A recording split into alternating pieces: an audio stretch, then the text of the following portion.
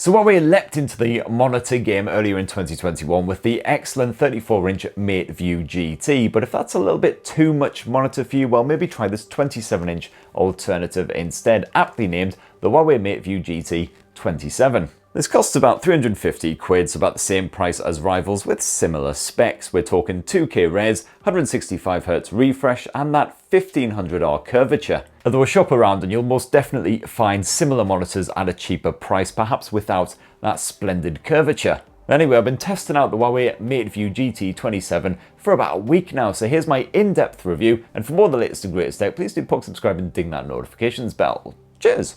Now first up, thankfully, setup is so simple that I even managed it with a hangover so stinking it basically felt like an angry badger was punching my brain from inside my skull. Just stick the screen onto that arm, plug the bugger in and you're basically good to go. What you get here is a simple plastic finish. It looks quite smart, if not exactly bowel-squeezingly spectacular.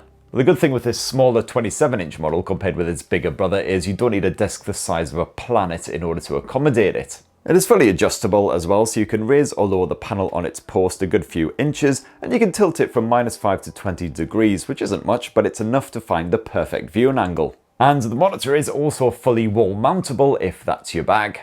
A simple pull-off back cover squirrels away a very small selection of ports. You've got one USB-C port which is used solely for power. There are no usable USB ports on this model, boo hiss. You've also got a single HDMI 2.0 port and a DisplayPort 1.2 connection. The DisplayPort cable comes bundled in the box, but you will need to provide your own HDMI cable if you want to get hooked up that way. And just beneath the Huawei Mateview GT 27 you will find another dinky little nubbin thing just like on the bigger model, and this is once again used to control the various settings. I didn't find it quite as fiddly as the nubbin on the bigger model, but maybe I'm just getting used to it. And this can be used to tweak various display outputs, including the usual settings, and also you can activate a blue light eye comfort mode if you want, and play around with various gaming settings, which we'll touch on in a bit.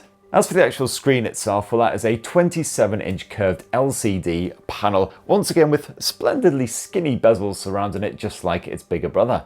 You don't get that gorgeous 21:9 ultra-wide design of the 34-inch model, unfortunately, but you do get a nice crisp 2K resolution finish, 2560 by 1440, so plenty of detail packed into every frame. I ran it through the usual colorimeter tests, and the Huawei Mateview GT 27 impressed just like the bigger model. It's got 100% of the sRGB covered off, 85% of the Adobe RGB gamut also covered on those default color settings. Overall, you've got accurate color reproduction here and reasonably punchy, vivid hues as well when you are enjoying a bit of anime or something like that. There is HDR10 support here as well, but no Dolby Vision or HDR10+, and to be honest, the contrast does leave a lot to be desired.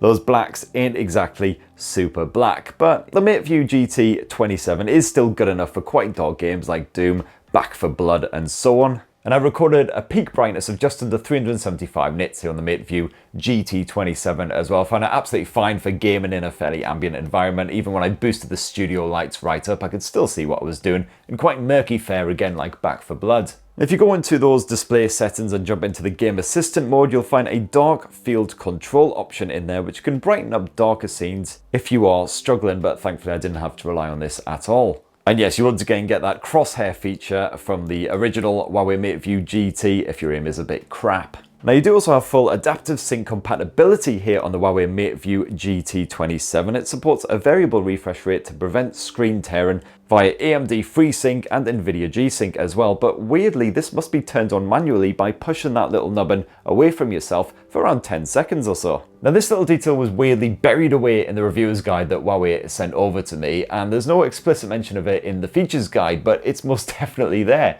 And you've got support for up to 165Hz refresh as well, which is ideal for gaming on fast-paced titles like good old Forza, where those split-second reactions are essential. And sadly, another feature that I really loved on the original Huawei Mateview GT that's been stripped away for this more compact 27-inch model is the built-in audio. You no longer get a funky soundbar with all that jazzy RGB action. There's no headphone jack, there's no built-in mics, it feels like a very much stripped-back affair. And that unfortunately is the main problem with the Huawei Mateview GT 27 overall. It feels like all of the flair, all of the most interesting elements of the original 34-inch version have just been stripped out and completely gotten rid of, which is a real shame because I really love that original. There's just not much to really sell the GT27 over its rivals. That said, it's still a perfectly respectable gaming monitor, and I like the fact that it is more compact, so if you do have a lot less space to work with, then it's probably going to suit you better than that more expensive, bigger model. So anyhow, that is my full in-depth review of the Huawei Mateview GT27. What do you guys reckon? Are you tempted? Definitely be great to hear your thoughts down in the comments below. Please do poke, subscribe, and ding that notifications bell for more